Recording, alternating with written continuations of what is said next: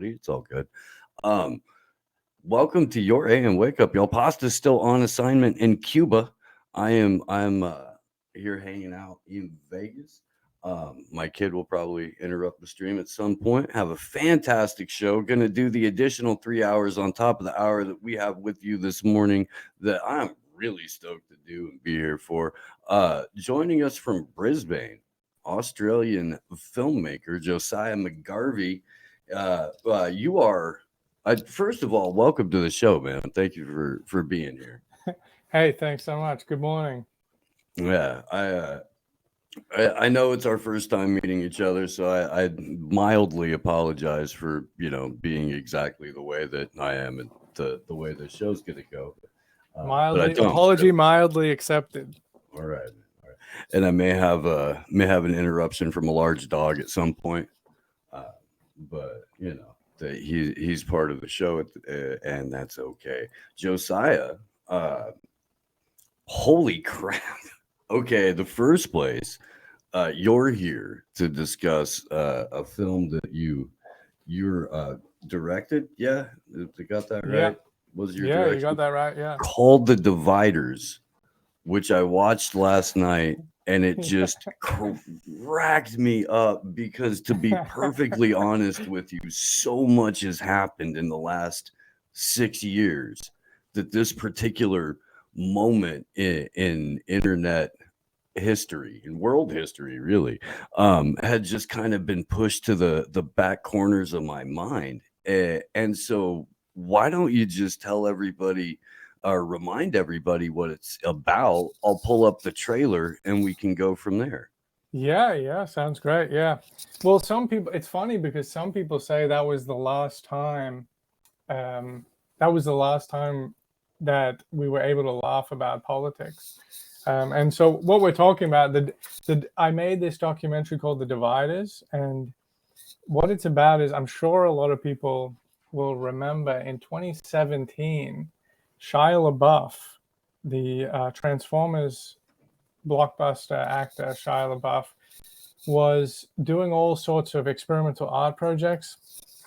And he did this one art project that just blew up called He Will Not Divide Us. And the art project was basically Shia LaBeouf would stand in front of this live. It was a live stream camera art project. That was sort of this experimental art project that they were doing. It's sort of weird art. But Shia LaBeouf would stand in front of this live stream camera, and he would chant, "He will not divide us, he will not divide us," over and over and over again. And it was supposed to go for 4 years. And it was a political art piece that was a protest against the election of Donald Trump. And it began on the very first day of the inauguration of Donald Trump. And so while he's standing there chanting, "He will not divide us," he would encourage people to come off the street, just pedestrians, anyone who wanted to come. It started in New York, in Queens, and he would encourage anyone to come off the street and join him in chanting this "He will not divide us," and being part of this political protest. So you might think that's pretty weird. Yes, everyone thought that was pretty weird, but the reason why this story became so famous was because this art piece got shared on 4chan, the notorious message boards social media platform.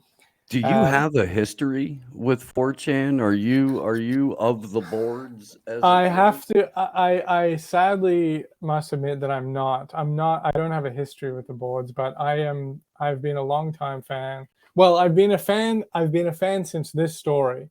This story really, I think, put 4chan on the map, and for a lot of people as well. Like I think a lot of people didn't know about this. As far as I'm aware, is the most famous story of online trolling that came into real life trolling. Can you think of anything else? Man, absolutely. The worldwide Scientology protests that were the original ones with the anonymous masks in 2009 originated out of 4chan. Really? Yes, sir. there were global, in fact, the entire anonymous hacktivist collective originated on B back in the day. It was okay. Well, that makes sense. There's I guess where people just learned or figured out they could take internet meme culture, internet troll culture, and bring it into 3 dimensions in a physical space in protest form. I mean, that's what that a 4chan and Anonymous are a creation of that, and the originator of that, as far as I know. In terms of recent history, no, man, and that's what had me just cracking up when I was watching this, because in my mind, I'm like, holy shit, nobody's done this since, really, or this effectively. But I mean, a lot of the trollery that you saw during Occupy and a lot of that stuff, all of that originates from B, way back in the day. Yeah. And this, B was the original. And this was just great to watch, because I'll be 45 in a couple of days, and I haven't seen anything like that since the Anons were just put the mask on for the first time and were trolling Scientologists.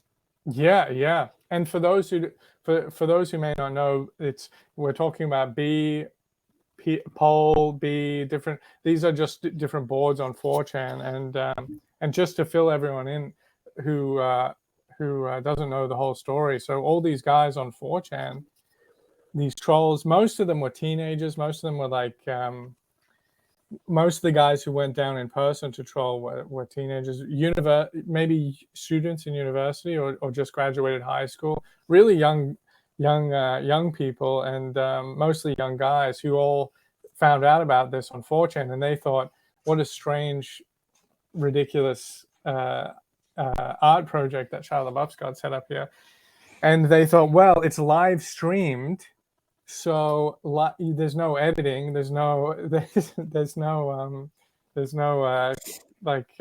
turning it off. So they started going down there and saying ridiculous things, edgy jokes, all this, and really trying to basically like make Shia, try and piss Shia off and get a reaction out of him. And what people may know, eventually, I don't want to give too much away, but eventually it became so volatile, the situation, all these practical jokes.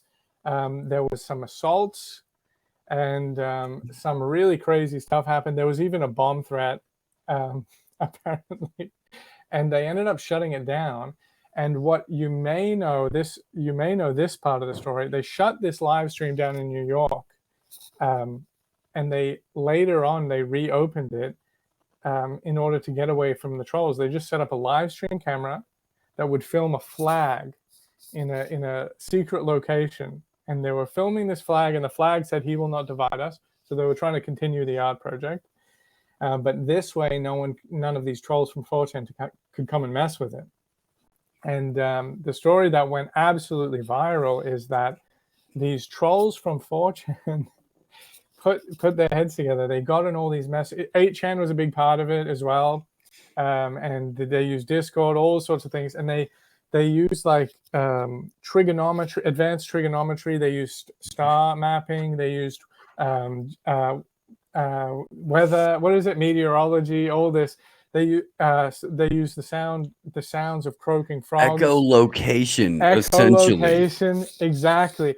And they made it their basically their life's mission to find this flag and steal it from Shia LaBeouf, because they had nothing else better to do than to fuck with this celebrity. So people are going to want to check it out. It's a pretty good documentary. People so all the reviews are great. Everyone's loving it. So yeah, you're gonna want to check it out.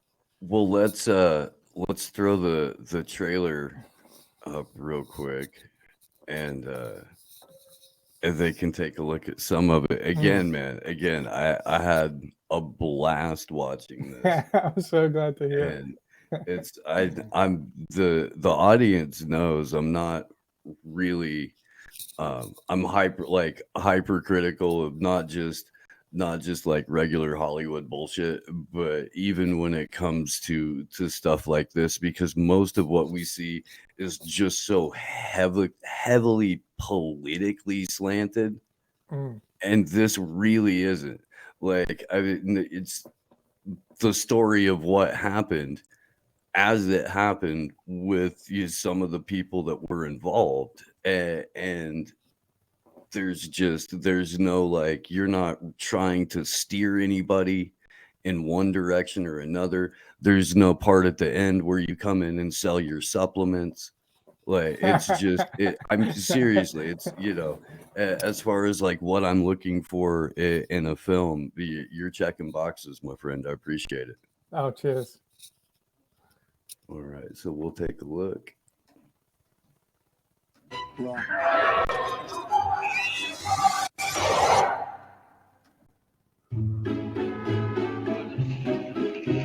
know Shia LaBeouf? He will not divide us. That actor? He Will Not Divide Us is a project created by Shia LaBeouf, Ronco, and Turner. He will not divide us! They installed a camera on a museum's wall in New York. This art installation that goes 24 hours where people go there and chant, "He will not divide us." He will not divide us. It was a weird time, and that was a very bizarre reaction to the election. Nice art, retard. You fucking retard. It got posted on a couple of different boards on 4chan. People were daring each other. If you're in that area, please go to that live stream and do something. People coming in from all over to troll the shit out of Shia.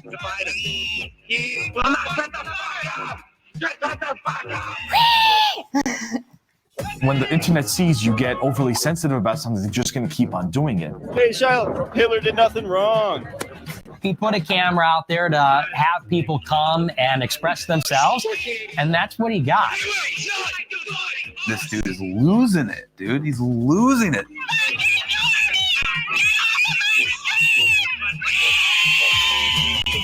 Police were stationed around the museum 24 hours a day. It was insane. He ended up assaulting somebody else, and I think got arrested for that. It came from the museum that, all right, we're not hosting this anymore. There's going to be violence. And then all of a sudden, we turn on the stream. White waving flag. He will not divide us. There were some footnotes on the bottom of the site. Undisclosed location. Oh, you're not going to tell us location? Challenge accepted.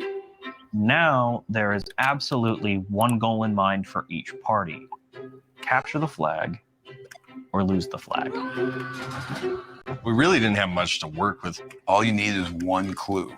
I turned into like this army, this core of researchers and everything. We're going to find this thing. The point of the flag wasn't about protesting Donald Trump anymore. It was now just Turner and Shia versus 4chan. They had to do everything they could to win. You little internet fruitcakes! It was like a flag, It's like, it's cash for the flag. It's a flag. I got a call from him asking if I would go down there and shake things up and be a agent provocateur type guy. No one knows that. I'm telling you now because he owes me money.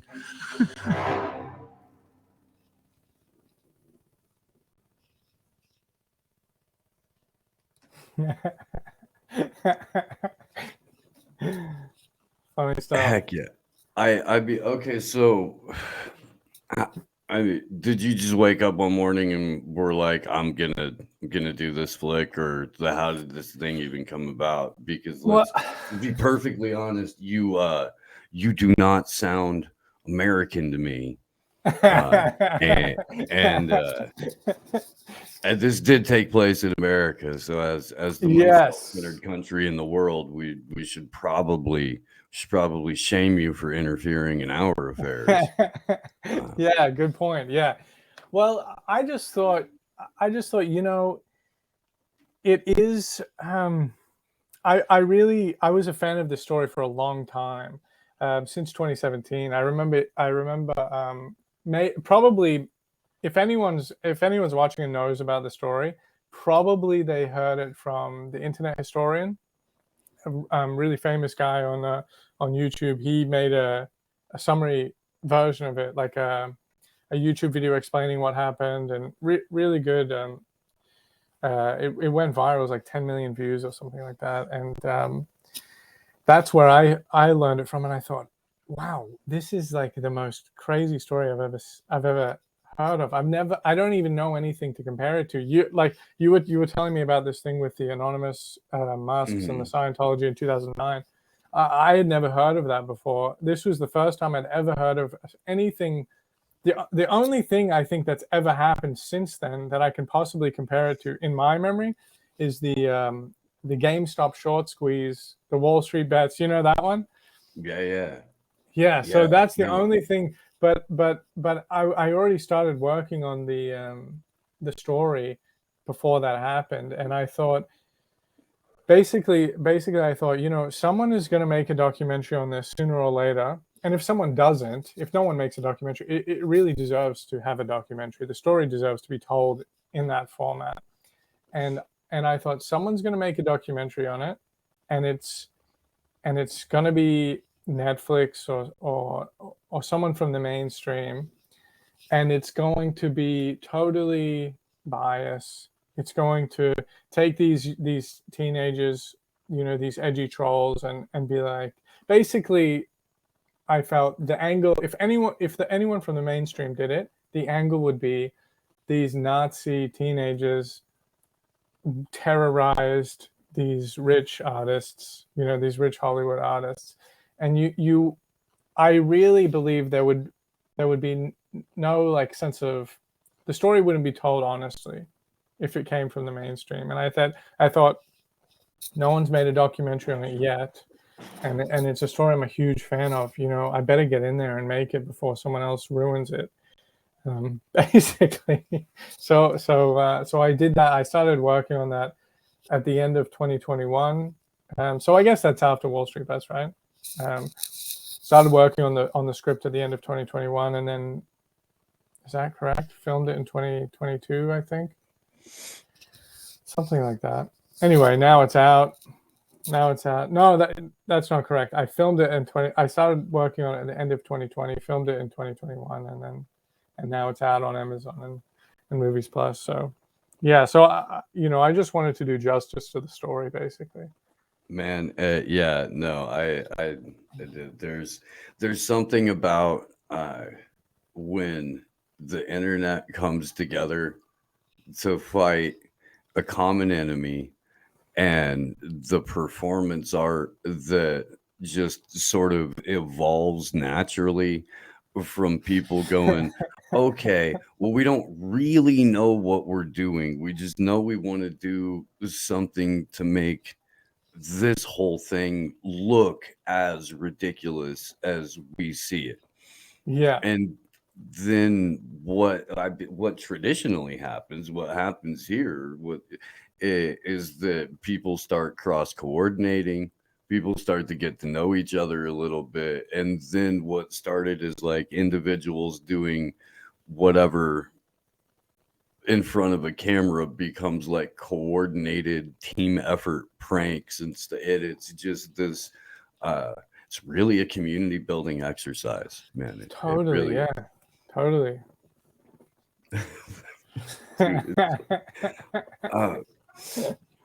There's okay, let's kind of look at this as a little snapshot in time and sort of a forerunner for what was about ready to happen over the next couple of years, because this was 2017. The entire project in New York ran for a limited time, like and it was because the museum itself was like, oh, this shit's getting out of hand. Yeah. And so out of all possible places they could move it, they move it to New Mexico, like on a downtown street that could get wild at any point. And they're just encouraging brain broken anti-Trumpers to roll up and chant into a camera. Like, I am very surprised that there weren't just like random muggings all day long. Yeah. Yeah. Well, I went to Albuquerque. I didn't know about the reputation of Albuquerque. I'm a foreigner, so I went there to film, and I got an Airbnb. I was filming with some of the guys out there, some of the trolls, some of the fans, great guys in Albuquerque. And they were like, "Oh yeah, where's your Airbnb?" And I said, "Yeah, I got an Airbnb here. I'm staying here." And they're like, "Yeah, cool. Just don't go out. Once the sun goes down, just stay inside." I was like, "Oh, okay." And they're like, "Yeah, it's really dangerous." I didn't know that. And everyone had the exact same response as you did when the project moved to Albuquerque. They thought, "Oh, geez, it's going to be really violent. It's a rowdy place." Well, I've done. I've gone to DC a number of times to do events around Julian Assange's incarceration and free speech events, stuff like that. The Airbnbs that we would typically get in DC, same kind of thing. They're just like, yeah, cool, just get your shit done during daylight, buddy. You know, there have been a couple of times where DoorDash or whatever wouldn't deliver to the neighborhoods. It was they were just like, yeah, it's not worth it. Not gonna bring you food. Wow. This is in Washington, DC. Yeah, Australia is not like that. There's not a whole lot of places you can go in Australia that they won't deliver you DoorDash or Uber Eats or whatever. So yeah, it was crazy. It was really fun though. You know, all the people were really great. There was one guy, really great guy. He really helped me out a lot. But he had a bullet hole in the side of his house. Like there was a hole. That was a hole. I went to visit him in his house, and there was a hole in the wall. When you went to the bathroom, there was a hole in the wall and a hole on the other wall. And I was like, what's going on here, bud? And he's like, "Oh yeah, random shooting. There's someone shot a hole in the wall on the side of the house." So was it at like head level?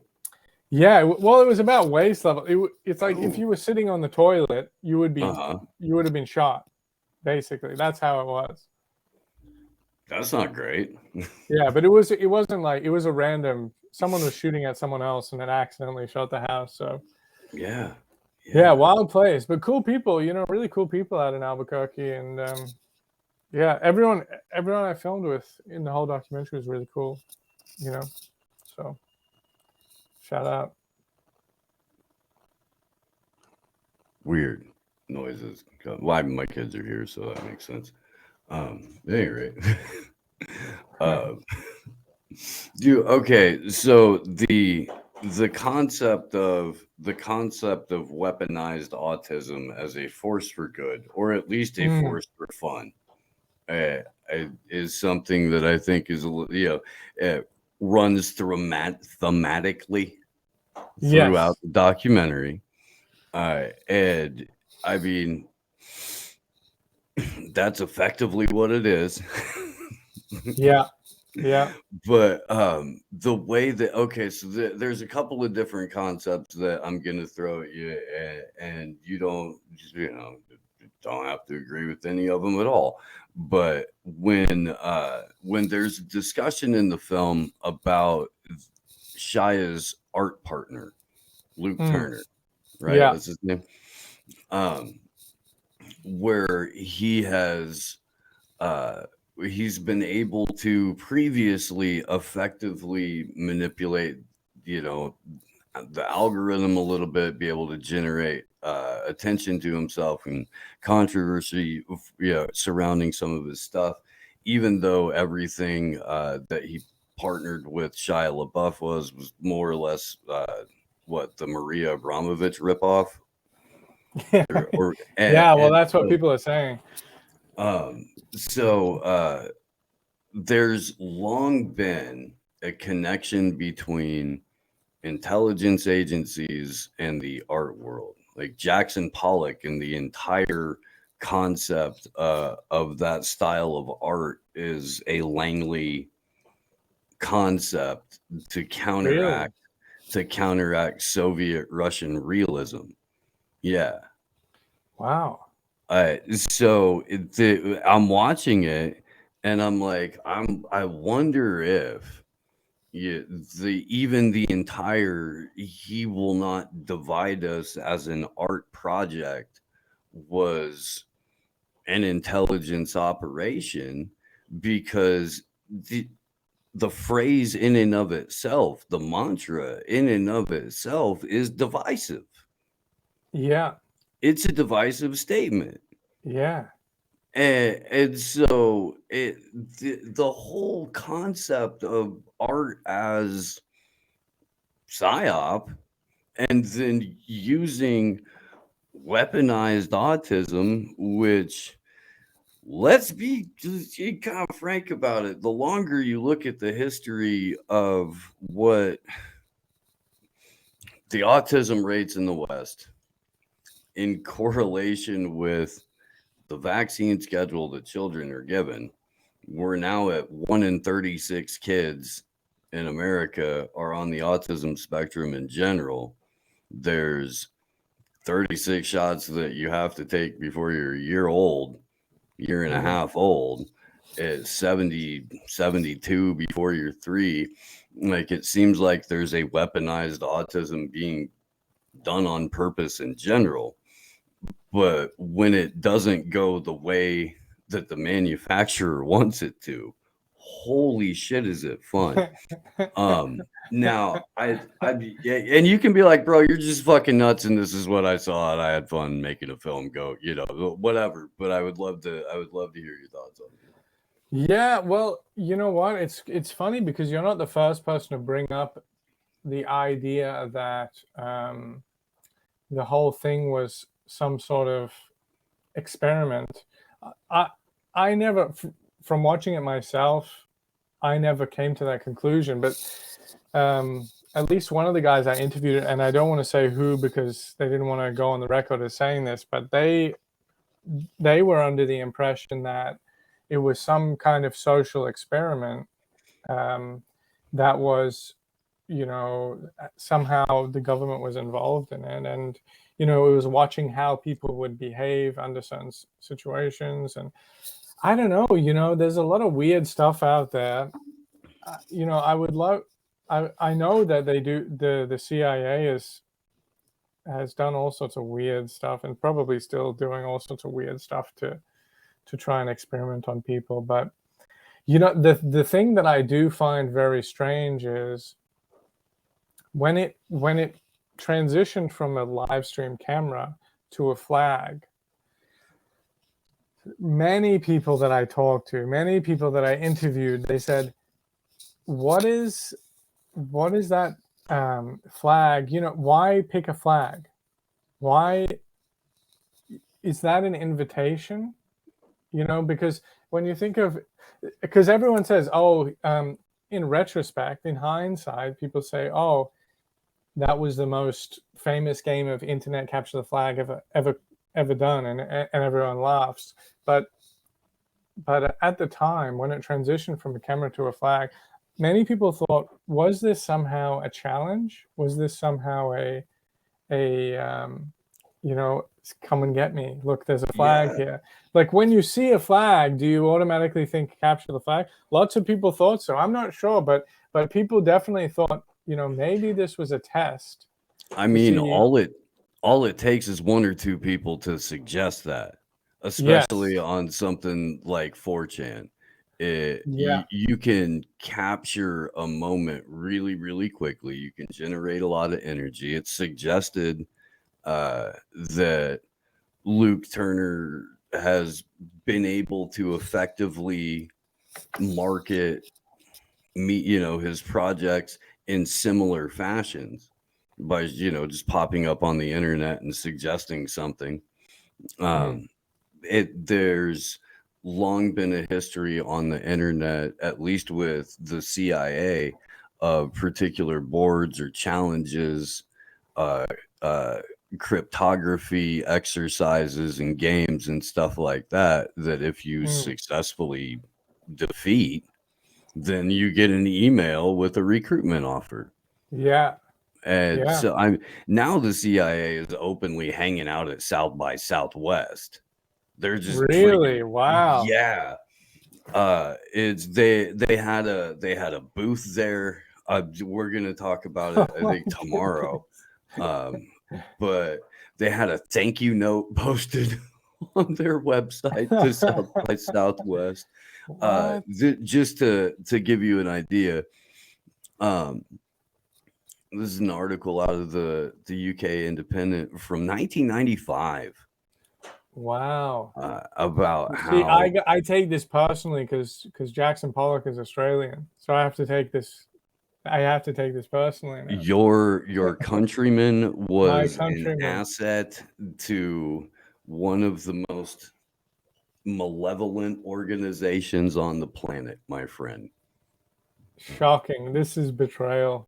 But I mean, the CIA basically turned Australia into a colony state in '74, so you're gonna get that. That's well. I don't know if that's the big thing with the nuclear submarines. If you've been following that, It is so crazy. So we can there's very little format to this show.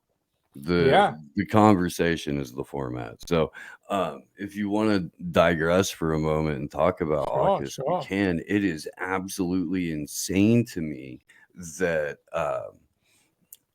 your last puppet, we even got his arm twisted enough to be like, yes, please, let's put nuclear subs across the water from China while you guys are ratcheting up World War III on every fucking continent. That sounds like a great idea. Let's do that. And then you find out that they're not actually giving any subs except for the really shitty ones for a number of years, but it's still, there's all this ratcheting up of the United States, military industrial complex to just kind of make a permanent military occupation out of parts of Australia's coast. Yeah, well, we've always maintained a very strong military relationship with the United States. I think, I don't know, like I'm not super up on the history, but I imagine that one of the reasons would be because of I don't know when it started out, probably after the Second World War, but I imagine that we thought, throwing in our cards with the Americans would probably be a better long-term strategy than throwing in our cards with the British. They keep getting they keep getting in trouble and need to be rescued on the continent. So, but yeah, it's always been a thing. We went into Afghanistan and Iraq with the Americans. We go everywhere they go. We send our soldiers in. So there's a very close military relationship between the Australians and the Americans. It's also, as it turns out, a relationship with the Brits too. It is a post-World War alliance, post-World War II alliance, but it's called the Five Eyes Alliance. It's the UK and its former vassal nations. So it's the UK, US, Canada, Australia, New Zealand. And then there's two sets of two eyes, one's US and Israel, one's US and UK, and then it goes and expands out from there. But it's intelligence sharing, it's information sharing, but basically what it is it's the city of London directing and GCHQ and MI5 in conjunction with a number of private business concerns that sort of dictate foreign policy, use the U.S. as muscle, and then whenever possible, employ the assistance of other former vassal nations. Another one of your country, a guy named David McBride, looking at life in prison for being the source for what was the Afghanistan files or paper or whatever the release. Oh, the WikiLeaks in one? 2019. No, in 2019. When the Australian Broadcasting Company offices got raided, and they did right after they did a bunch of disclosure about some Australian soldiers committing brutal war crimes during the Afghan occupation. Dave McBride was a lawyer, and he had tried to go through the chain of command a number of times, got shut down or rebuffed, turned away, finally went to the Australian Broadcasting Company. They put the story out. Australian whatever you got, I can't remember what your version of the CIA is called, your FBI, whatever. ASIS? That's it. Yeah, something like that, yeah. But them and the Australian police, security, but whatever, like they raided the ABC, took everybody's computer in the building. Right, yeah. I forgot about Not just that. the journalists that had put out the story, but everyone involved. Gomez, come here, dude. Hey, fucker. Can you sorry. Please take him out and shut this door. Thank you. I love you. Morning, son. Okay. Sorry. We do it live.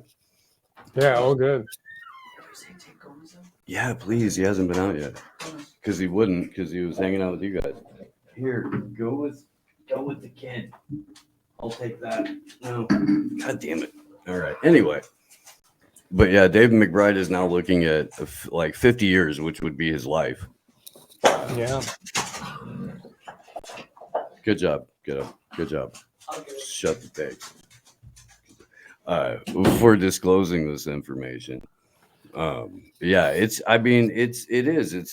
hectic, especially when Australia is entering into what is effectively a weaponized nuclear fleet agreement with an admittedly crumbling U.S. empire. Mm. Yeah, I don't know if you noticed or not, but we're not doing super hot over here, at least in terms of our economy. Hard to not notice, to be honest. I don't know. I don't know if I ever get around to asking the Aussies how it's looking from the outside right now. But yeah, when you're sort of looking around at the U.S. landscape, and I think a lot of this is indicative in the films. Like I said, this was 2017 is really when the Trump derangement syndrome started to kick in. Oh yeah. And we've had just a nonstop barrage of different reasons to twist people's minds around, different things that have pushed people to the mental brink. So yeah, I mean, what's it look like? And then maybe we can allude a little bit more to the downfall of Shia LaBeouf. And we can get back to the capture the flag thing a little bit, because there's some fascinating little tidbits. Oh yeah, it's fascinating. Yeah, it's funny because America is a very volatile political. Speaking from an outsider's perspective, it's a very volatile political environment. Like, you guys get hyped up about the elections, I remember that I remember watching I've lived in Europe. I've lived in Europe for a number of years as well, and they don't get as hyped up, except the French. The French go wild. They're always rioting and burning cars, like whenever they get an opportunity. But Australians are very relaxed, and so I remember watching the January 6th riots at the Capitol with my brother when it was happening, and just laughing, just being like, "Whoa, these Americans they're crazy. They don't fuck around." Well, can I tell you something, man? Yeah, If it was any kind of as crazy as they wanted it to be, then it would have been really hectic. But Yeah. I was there for that. I Yeah, had yeah, been okay. in DC for the entire week. I was there. It was the same week that they had announced the Assange extradition verdict. So we were in DC covering wow. that. The Stop the Steal rally was 2 days after it. And so it was just a matter of changing the flight by 2 days, to be like, oh my, because we had announced, we had already had plans to be there. So when they announced Stop the Steal, we were like, oh, well, yeah, You yeah, gotta we'll stay stick for around that. for that. And I mean, and I say this every time, but I can only speak to what I saw. And what I saw was an obvious attempt at a false flag.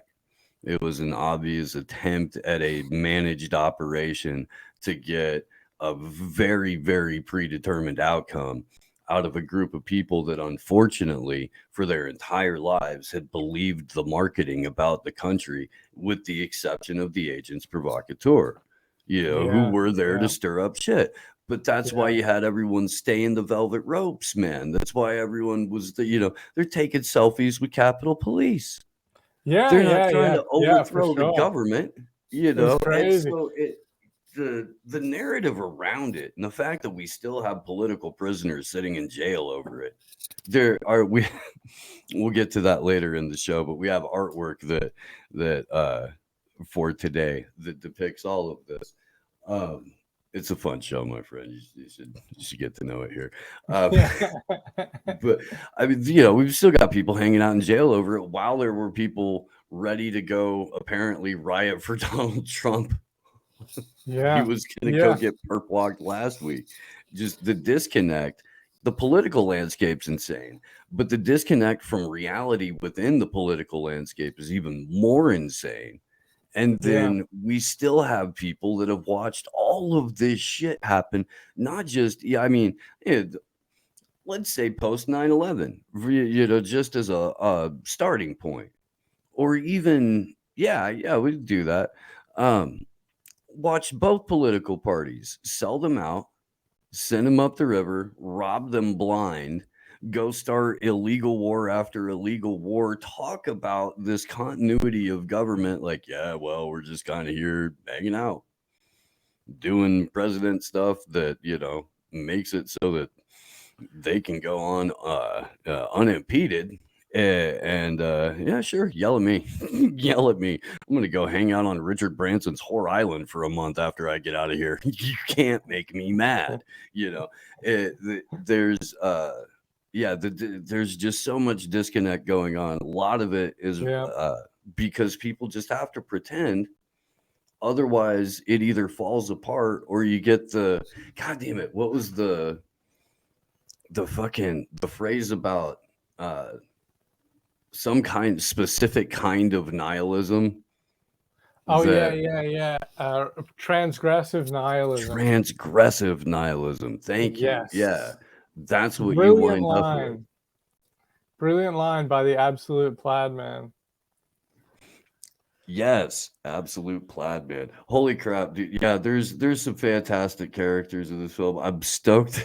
I'm stoked that you got Sam Hyde, and that little bit at the end. Yeah.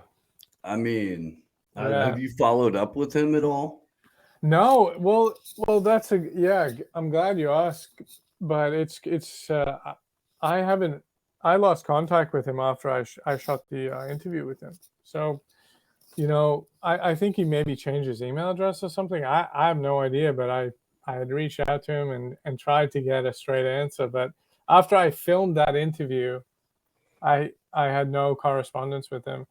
So, if you want to know what we're talking about, you're going to have to watch the documentary. But yeah, there's some very, very strange allegations. There's some mystery around Sam Hyde's involvement with He Will Not Divide Us. Yeah, I mean, and look, I'm sure it worked. I'm sure it helped him, generate a few more eyes on what he was doing. It's it's very what Sam's. It's very evocative of like I don't know older school radio stuff where you're never supposed to find out whether or not it was a bit. Well, that's what it feels like for sure. Yeah, exactly Yeah. like that. Yeah, I still don't know. I still don't know if he was telling the truth or not. I have no idea. Well, and that's kind of, I mean, that's where we're at with so much of what's going on in general, what we're being fed through the news, what we're being fed through entertainment, what we're being fed through the independent media. And it's very true. we're fully into the era of the deep fake. It's on the thumbnail for the video Bill Gates was running around talking about how the age of AI is officially here. And anything that little murder goblin is excited about makes me, a little cringy. Well, that's really interesting about the AI because you guys had a recent show where you had Whitney Webb on talking about AI and the manipulation of social media, and I wrote this down because it was so interesting. I really resonated with it. She said, if you can manipulate perception, you can manipulate behavior, and I've been on a few podcasts talking about this documentary, and like I said at the beginning, if you can be in charge of it's exactly like controlling the narrative. But you can have AI, you can control social media, but also who controls how people tell stories in society. I was just watching the trailer for that. Do you remember when they came out with that Dr. Fauci documentary by HBO? HBO came. It was like, when was that? Like a year or so ago. Yeah. And it was like, Dr. Fauci, wow, he's just a cute little cuddly guy. He loves you so much. He's like Santa Claus and Jesus, and I remember watching it and just thinking, this is so insane. Do you remember what one of the immediate internet's consequences of that release of that documentary was? Oh, did they take away the dislike button? Yes, sir. Oh my God, that's right. That's pointed to, and again, it's one of those things that we may not ever know, but it's pointed to as the catalyst or the number one reason for the removal of the dislike button. Yeah, on YouTube, right? And then everyone was downloading that plugin, which I have, that like shows you the dislikes again. Yeah, absolutely. That's the thing. It's not just AI. It's not just social media control and shadow banning and all this sort of thing. It's I've been talking about this concept with a few people. Like when a documentary comes out, like there's a documentary that comes out about Dr. Fauci, and someone might come up to you and say, hey, they made a documentary about Dr. Fauci. Did you see it? And you think, like, what do they say? What do they mean when they say they made a documentary about Dr. Fauci? What they mean is that there is like a official Dr. Fauci story that's 100% true and unbiased, and it's like someone, like some team, some company has gone through all the facts and created a documentary that's totally unbiased, and now the public can consume. And people don't. That's a weird thing. Like people question social media nowadays, and they question AI and they question politicians. But even documentaries, people don't tend to question documentaries. I'm not sure why that is, but I really wanted to make this documentary to take back that control, to give the story back to the people who were there, rather than for it to become a story with an agenda that would fit into someone else's narrative, some politician or some company or some group, and that was that, you know, when I set out to make it, I just thought this was funny, and I want to tell this funny story. But can you imagine anyone from the mainstream approaching the story and saying, you know, this is funny? Yeah, I just can't imagine it. No, it's so the closest we're ever gonna get, is Tucker Carlson did a documentary about comedy, and Really? and it's about how, like, basically how, like, woke hive mind was killing comedy. And there were a handful of people, you know, who stayed with it, but there was also the natural reaction to that is that there's going to be pushback, even if it begins as underground. It's going to rise up because you can't sustain yourself on empty rhetoric forever. You can't shame yourself out of you can't shame everyone to the point to where you have no audience anymore. And so they got they got pranked. Tucker Carlson's the producer of the documentary got pranked live on a podcast, live on the Legion of Skanks podcast. And to their credit, they kept and included that as part of the documentary. Wow, that's very cool. Their own producer getting fucking just taken for a ride, thinking she was talking to Dave Chappelle, and it's hilarious, absolutely hilarious. But outside of that, no, there's really been there's nobody willing to admit that anything's funny anymore in the mainstream. There's been such a visceral kind of recoiling from anything that's genuinely humorous, because genuine humor is oftentimes coarse, let's say. Yes, exactly. And we can't have that. It's always been about, you have to shame people that behave this way. We, enlightened, elevated collective doesn't harbor these thoughts. We have evolved our thinking to learn non-hateful speech that protects people. Yeah, it's like, dude, go stand in a kitchen for 10 minutes anywhere in the world. Go stand in a restaurant kitchen, and tell me that. Go stand on any construction site, anywhere where there's people who actually have to fucking work for a living, and see and hear what kind of jokes are being told and how people move and interact with each other. Then understand that most of the time everybody's getting along, or at least getting along well enough on a job site to get through the day, to then go off on their way and do whatever else they want. And if you don't want to associate with that person after work, you don't have to. Yeah. And for some reason, there's a huge disengagement from that as an acceptable way to make it through your day.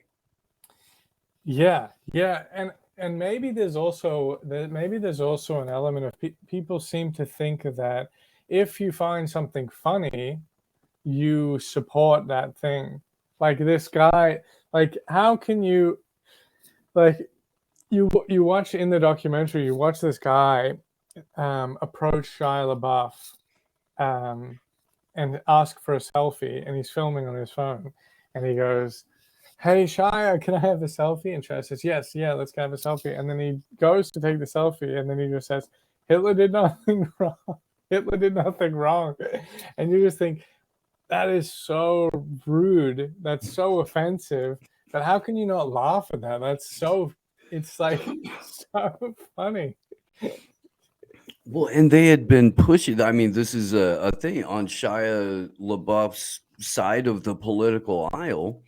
They had been pushing this punch a Nazi shit for about a year at that point, maybe even a year and a half. It was like going back to the 2016, 2015, during the, really when they started the primaries, maybe a little bit before that. And there was this whole like the whole rise of the alt-right thing and all of that, where there was just a pre-packaged response to it. There were a bunch of college age kids who all had their faces hidden, who were wearing black skinny jeans. And it was just their job. They had a uniform, they had outfits, they would go put on their costume, and then they would go fight with other people who woke up and then put on a costume.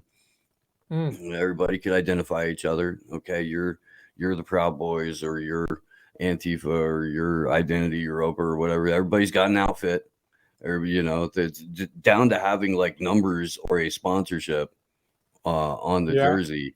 It's all there. And I mean, I don't know, man, when you've got one team that's wearing a uniform to fight another team that's wearing a uniform, that's sport to me. That's it. It just seems like a bunch of young people who want to fight. Just let them go. Let them go fight. Let them get it out. Well, I mean, and half of these kids, if they were allowed to fight when they were growing up, probably wouldn't be in this position right now. Yeah. Well, that's another thing. That's another. I don't know if you got this impression from the story, but I certainly did, where it was these young guys. Mostly, it was young guys who it seemed like they didn't have a whole lot of purpose in their life. A lot of like something to join. A group to join, or a future. Going back to this, what you brought up, this transgressive nihilism, it's all these people leaving school at that time, which would be 2016, 2017, leaving school, hoping to join society. And then they what do they see when they arrive? It's I'm going to go $100,000 or more into debt to get a university degree. And I might not even get a job from that. And then look at the rates of unemployment, look at the rates of drug overdoses and suicide. I may never even own property in my whole life. Look at where the universities are going. Look at the political landscape. Like, is this worth joining? Is this the future that I'm going to be a part of? And it turns into this transgressive nihilism. And I think a lot of it's a failure of our society it's a failure of not providing them something to be a part of, something to be, some sort of meaningful contribution that they can be a part of, some sort of community, some sort of place. I don't know if you got that impression from the story. Well, yes, but it's also because I mean, we've all sort of experienced it to some degree or another, and I mean, at least particularly in the U.S., there's been this half century or more agenda to destabilize the family unit, to separate not just children from their parents, but children from elders in general, to remove the sort of learned history that traditionally cultures experienced, to have sort of a parallel to whatever the education system was. There's been an overt effort to remove all of that. So you're left with it anywhere from really 13 to 23, 28, whatever, wondering, is this all there is? Is this what the world is? And if there's no one there in your immediate sphere to go, well, no, man, no, there's actually, significantly more than what this is. And you have opportunities, even as fucked up as it is, to go strike out on your own or with other people and make something for yourself that's an alternative to this, or at least a parallel to it. That's been removed. So you have pockets of culture everywhere that reinforce this sort of, manufactured reality that yes, you're trapped in this nihilistic hellscape, and Yeah. everything around you reinforces that. Yeah. Yeah, and it seems like, it would be good. It would be good for the old. I think it comes down to the older generation, the parents, to be able to say, hey, this is, there's this big thing of like, okay, mom and dad, what do I do when I leave school? What do I do to grow up? And they just say, whatever makes you happy. And how is that an answer? Well, I don't know. I don't know what's going to make me happy. Can you give me some guidance?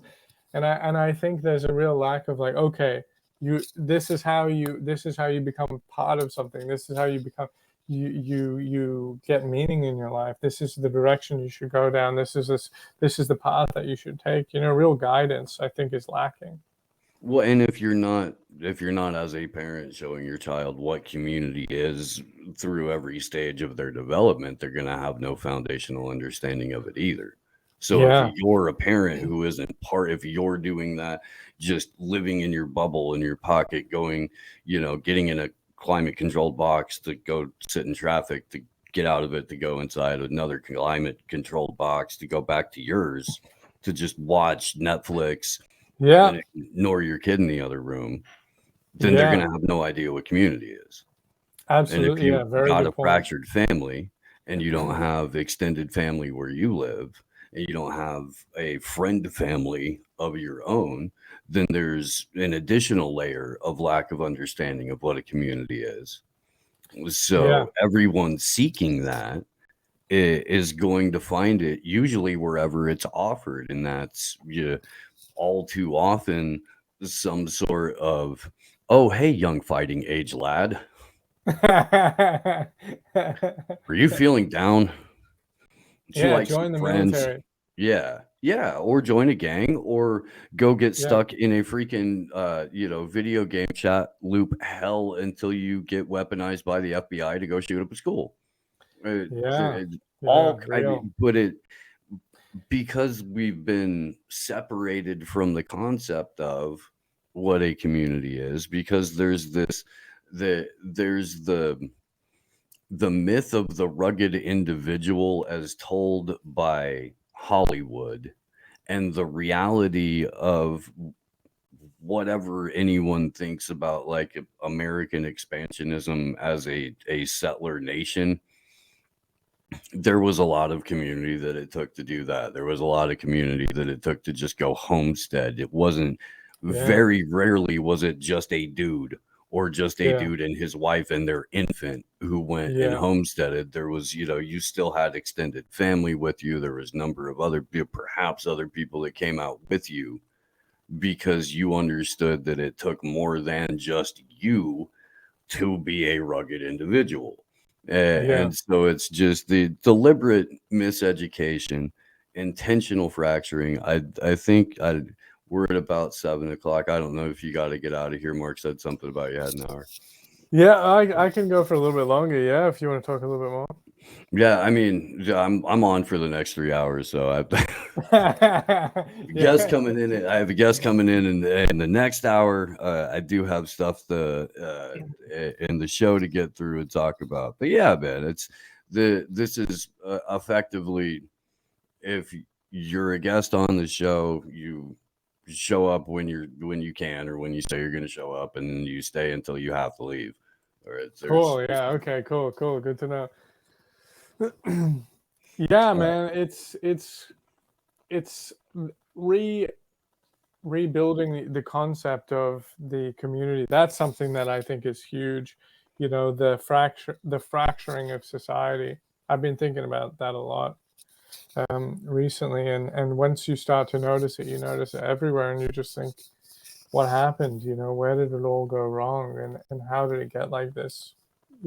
It's it's a real shame. It's a real shame, and I think it's gonna lead bad places, and we're gonna try and reverse that, I think.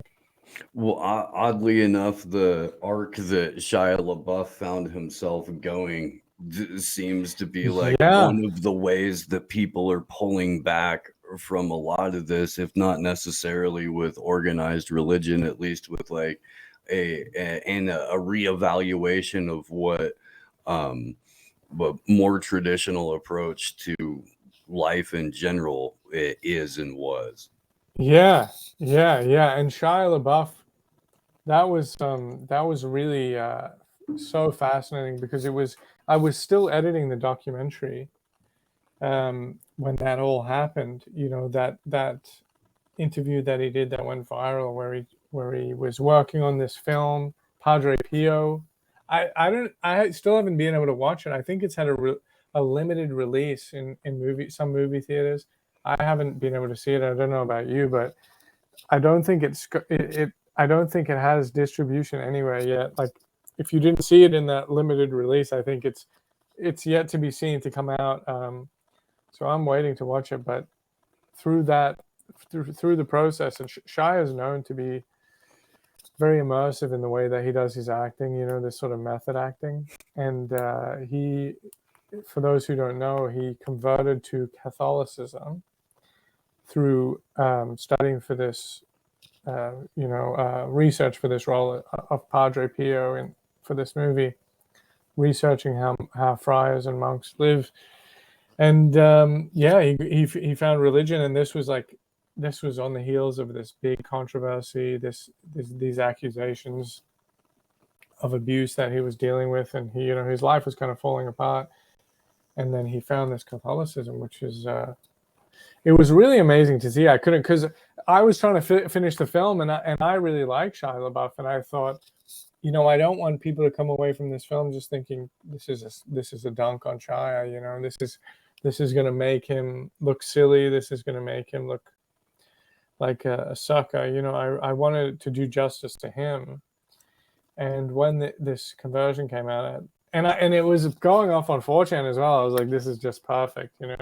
It's a perfect way to end the film. Shia LaBeouf redemption arc. It's you really do. You get the sense throughout the film, though, that it really wasn't ever. Nobody had anything personal against Shia LaBeouf. Like, most people were more or less mystified why the dude was even involved in it. Then he shows up, Krishna chanting into a freaking security camera, and people are like, "Am I high? What?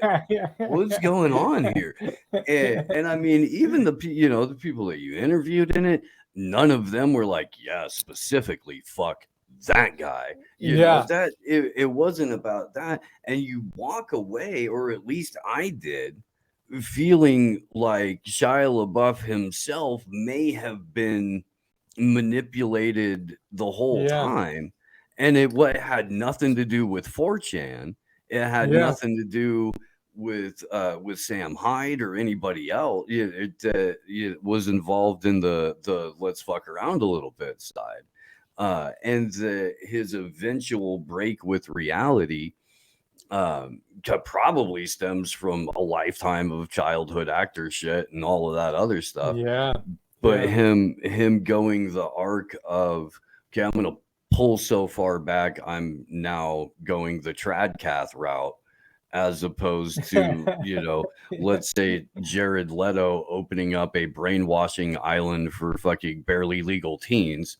I would rather see that. I would. Yeah.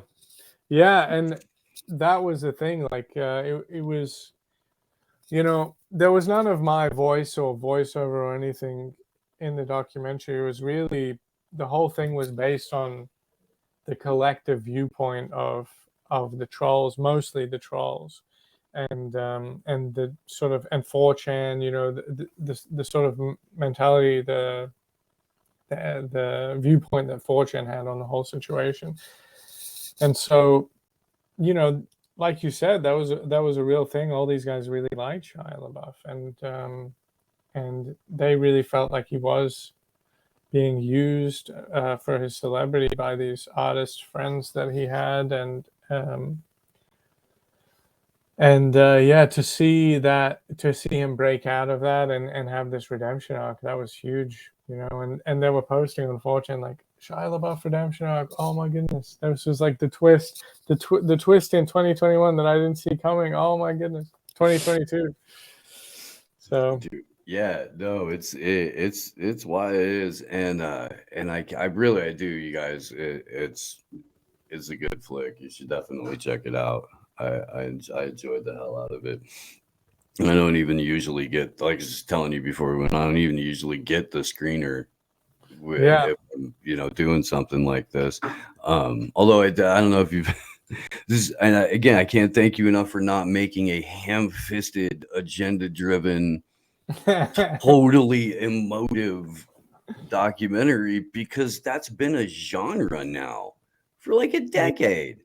Where Yeah. people are doing, and and that's especially anything that has to do with anything that you could conceive to be political. Yeah. If there isn't heavy strings and whoever Dinesh D'Souza gets to narrate, if you don't have James Woods being like overly ridiculous about it, then it's not a political documentary. Or if it doesn't have shaky cam on the ground, this is what it's like to be a real Antifa soldier sort of viewpoint to it. Yeah. It's not a real and so I'm glad this isn't a real political documentary. I'm glad it's Yeah. not. Yeah, me too. And I think the future, like a positive future, I think, I'm sure, I'm sure you can relate to this, but when you see you like some sort of artist, a musician or an actor or a filmmaker, and they come out with something that's like, they're really, really talented, and then they come out with something that's overtly political, and you just think, oh, you just ruined it for me. Like, you just ruined everything. Like, what? Can't you just tell a good story? Can't you just make a funny joke? Can't you just write a beautiful song? And that's how I really felt.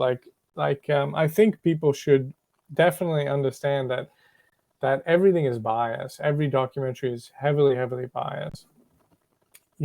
Including myself. Like, people should know that. And I really tried to make my overt bias is, this is a funny story. That's really what I wanted to do, because I had experienced so many times seeing this musician, this actor, this film director, and they come out and they do something, and you're just like, oh, okay, now it's all political. Can I escape? Can I get some funny story? Can I get some interesting narrative? Can I get some interesting, some beautiful music that isn't political? I want to escape. We're all trying to escape, have an escape, and hear something funny, interesting, exciting. So yeah, that was very much. I didn't want it to be political. I'm really happy that you say that you don't feel it was overtly political, because that was definitely the goal. Yeah, no, I'm not in the least, and we would be having a different conversation, Yeah. if I did, but I'm by no means like a film critic or anything like that. It's just that I watch movies a certain way, and they affect me the way that they affect me, and if I felt like it was trying to deliver a particular political message, we'd probably be talking about that. Yeah. But we didn't have to, and I'm stoked on that. It is there. I'm a huge advocate of what I call dumping your brain out at the end of the day, especially because the nature of the stuff that gets discussed on this show is quite often incredibly heavy, and researching it all day, and being immersed in some of the more brutal aspects of life, it takes its toll. And I really do feel like this is a documentary film that you're not going, it's not going to add to any of that. It's going to be, you can use it as a checkout from everything else that's going on. And there's a ton of people that really people may not even know that this whole thing even happened because they had other shit going on. And this was sort of a, the whole point was to crack CNN, right? That's what the artists wanted. They wanted the thing to go super mainstream, and it didn't go the way that they wanted to. But I mean, even for people who had no idea that this was even a moment in time, they could walk into it, have some fun with it, walk away from it not feeling like they tried to be like they were manipulated in any way, shape, or form. And just, you don't usually get documentaries that leave you with a similar, I guess, feeling that you do from enjoying a good movie. You know what I mean? Like for some reason, people have this impression that documentaries are either supposed to be depressing as fuck, or make you super angry, or be something that, like, that changes the way that you eat or whatever. Like that's what they're supposed to be for. You can't just look at a moment in time as a thing that existed and have some fun with it. So I do. Yeah. I appreciate that aspect of it very much. Hey, I appreciate the review. That's great. That's exactly what I was hoping for, Yeah, and the people are gonna want to check it out, If you want, it's on Amazon. It's on Amazon and it's on My Movies Plus. If you want to, I will make sure to drop go the My to Movies Plus link in the. the Movies Plus guys are great. They're great guys. They're publishing a lot of documentaries that a lot of other people in public show some support. And if you want to go to the link tree, it's www.thedividersdocumentary.com. So The Dividers is the name of the documentary. So go check it out. Cool. Well, thanks, man. Thanks for staying over a little bit longer. I know it's a little after midnight in Brisbane now. Yeah. No, I'm happy to be here, man. So it was so great to be on. I love the show, and thanks for having me. Heck yeah, man. We'll come back on, talk about your next project. We'll do this again for sure. Yeah, perfect. Sure. Josiah Mcgarvie. Anything else you want to leave anybody with before you get on out of here? I'd get some stuff done before Jake gets in. No, that was great. I think what you said about this, can't we just have funny stories? Can't we just? I think if there's some crazy story that you're gonna text your friend, like, hey, let's meet at the bar. I got this crazy story that you're not gonna believe what happened. That's the energy I think we need a little bit more of in documentaries, rather than this, like you said, this, like, it has to be depressing, it has to be this overt political thing, it has to be this like dramatic investigative journalism. I think a bit of humor is, you gotta laugh. Like everything's falling apart. You gotta be able to laugh. So I love that review. Thank you. Word, man. So before you get out of here real quick, in the private chat in the StreamYard, I'm going to throw you a link to it's a documentary called We Are Legion, and it's about the creation or the formation of Anonymous as a hacktivist collective. And look, man, I'll be perfectly honest. Anonymous as it exists, in the last decade or so, purely ops, some innocent kids and script kiddies who are learning how to code and do some fun stuff with computers. But I mean, they're taking orders from Hillary Clinton at this point. She went on Morning Joe. She went on Morning Joe. And she was like, this was last year, a year or so ago. She was like, okay, right when they started the Ukraine thing, she was like, so if we could get some non-governmental assistance, and like, I mean, basically saying, hey, look, hackers that we've been trying to prosecute for a decade, that when I was Secretary of State, we called you, basically the greatest threat to America since ever. We'll cut you a check or maybe some immunity. I don't know. But yeah, once upon a time, it was just some fucking dorks on 4chan hanging out on B who were like, wouldn't it be cool if we trolled the fuck out of Scientologists because they kept taking our video of Tom Cruise going nuts and jumping on a chair off the internet? Okay, I gotta check this out. Yeah, and they were like, wait a minute, you can't fuck with us. There's too many of us, and none of you know who we are. we have a different kind of fun than you have. So you don't even know how to approach what we're going to do to you. And it's, yeah, sort of. Yeah, this is great. Okay, I saved this link. I got it here. This is going to be good. I'll watch this. Heck yeah. All right, man. Well, thank you so much. And do come back. Josiah Mcgarvie, everybody. Do go check out the film. I'm going to drop the link into the Rokfin chat right meow. And then I'll eventually open up the Rumble chat and do that. It's having some weird shit going on with it. And yeah, man, do come back. Thanks again. Amazing. Thanks, man. All right, Thank brother. you. Take care. Bye. Let's see. Heck yeah. Well, good morning, everyone. Welcome to the official start of